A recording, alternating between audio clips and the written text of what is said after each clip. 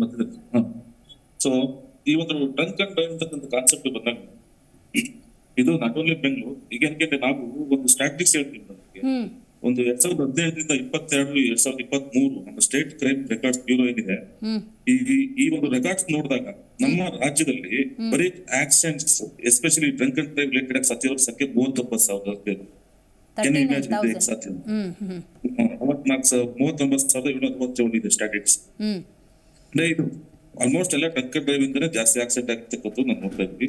So ಈ ನಿಟ್ಟಿನಲ್ಲಿ ನಮ್ಮ ಒಂದು ಪೊಲೀಸ್ನವರು, ಬೆಂಗಳೂರು ಟ್ರಾಫಿಕ್ ಪೊಲೀಸ್ನವರು ಸಾಕಷ್ಟು ಕ್ರಮ ಕೈಗೊಂಡಿದ್ದಾರೆ, ಮತ್ತೆ ಇಡೀ ರಾಜ್ಯದ ಪೊಲೀಸರು ಸಾಕಷ್ಟು ಕ್ರಮ ಕೈಗೊಳ್ತಾ ಇದ್ದಾರೆ, ಒಂದು ವಿಚಾರ. ಬಟ್ ಇದ್ರ ಬಗ್ಗೆ ಇನ್ನೂ ಎಷ್ಟು ಜನಕ್ಕೆ ಏಕೆ ಅವೇರ್ನೆಸ್ ಬಂದಿಲ್ಲ.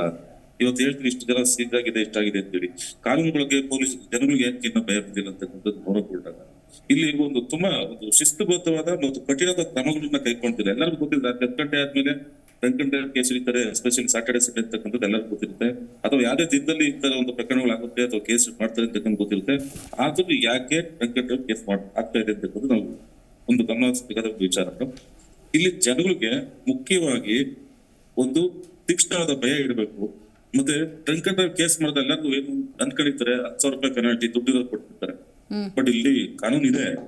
ಒಮ್ಮೆ ಒಬ್ಬ ವ್ಯಕ್ತಿ ಡ್ರಂಕ್ ಅಂಡ್ ಡ್ರೈವ್ ಮಾಡಿ ನೆಕ್ಸ್ಟ್ ಟೈಮ್ ಸಿ ಹಾಕಿದ್ರೆ ಅಥವಾ 3ನೇ ಬಾರಿಗೆ ಸಿ ಹಾಕಿದ್ರೆ ಅವ್ರು ಇಡೀ ಡ್ರೈವ್ ಲೈಸೆನ್ಸ್ ಡಿಸ್ಮಿಸ್ ಮಾಡ್ತಕ್ಕಂಥ ಒಂದು ಕಠಿಣವಾದ ಕಾನೂನು ನಮ್ಮಲ್ಲಿದೆ. ಪ್ರತಿ ಸತಿ ಡ್ರಂಕ್ ಅಂಡ್ ಡ್ರೈವ್ ಸಿಗ್ತಾರೆ 10,000 ರೂಪಾಯಿ ದಂಡ ಹಾಕ್ತಾರೆ.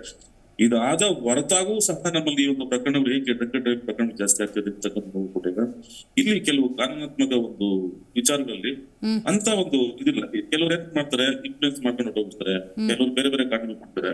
ಇಲ್ಲಿ ಒಂದು ನನಗೆ ಅನಿಸ್ತಂಗೆ ಕಾನೂನಾತ್ಮಕ ಒಂದು ವಿಚಾರ ಹೇಳ್ತೀನಿ.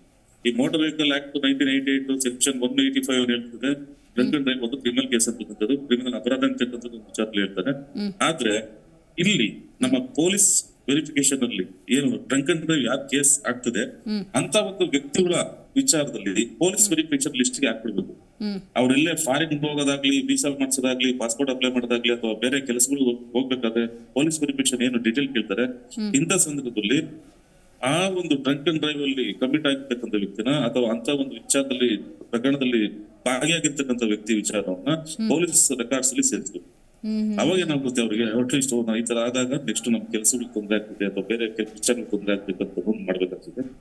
ಮತ್ತೆ ಯಾವ್ದೇ ಒಬ್ಬ ಸರ್ಕಾರಿ ನೌಕರಾಗ್ಲಿ ಅಥವಾ ಯಾವ್ದೇ ಕಂಪ್ನಿ ಕೆಲಸ ಮಾಡ್ತಕ್ಕಂಥ ನೌಕರರಾಗ್ಲಿ ಇವರೇನೋ ಸಿಕ್ಬಿದ್ದಂತ ಸಂದರ್ಭದಲ್ಲಿ ಸಂಬಂಧಪಟ್ಟಂತ ಇಲಾಖೆಗಳಿಗೆ ಅಥವಾ ಎಲ್ಲಿ ಕೆಲಸ ಮಾಡ್ತಾರೆ ಅಲ್ಲಿ ಆ ಗಮನಕ್ಕೆ ತರ್ತಕ್ಕಂಥ ಕೆಲಸವನ್ನ ಪೊಲೀಸ್ ಇಲಾಖೆ ಮಾಡಿದಂತ ಸಂದರ್ಭದಲ್ಲಿ ಅಥವಾ ಇದನ್ನ ಒಂದು ತುಂಬಾ ಗಂಭೀರವಾದ ಕ್ರಿಮಿನಲ್ ಪ್ರಕರಣ ಅಂತಾನೆ ದಾಖಲಿಸಿಕೊಂಡು ಶಿಕ್ಷಣ ಒಂದು ಕಠಿಣವಾದ ಶಿಕ್ಷಣ ಕೊಟ್ಟಂತ ಸಂದರ್ಭದಲ್ಲಿ ಸ್ವಲ್ಪ ಈ ಪ್ರಕರಣಗಳು ಕಡಿಮೆ ಆಗ್ತಕ್ಕಂತ ಒಂದು ಸಂಭಾವ್ಯತೆ ಇದೆ ಅಂತಕ್ಕಂಥ ನಮ್ಮ ಪರಿಕಲ್ಪನೆ. ನಿಮ್ಮ ಜಿ ಕನ್ನಡ ನ್ಯೂಸ್ ಚಾನೆಲ್ ಈಗ sun direct number 292, U digital number 162, city cable number 51, GTPL number 17, Abhishek cable number 821, rock line telecommunication number 51, Shri Basaveshwara cable number 60, Vinayaka digital number 53 ನೆಟ್ವರ್ಕ್ಗಳಲ್ಲಿ ಲಭ್ಯ.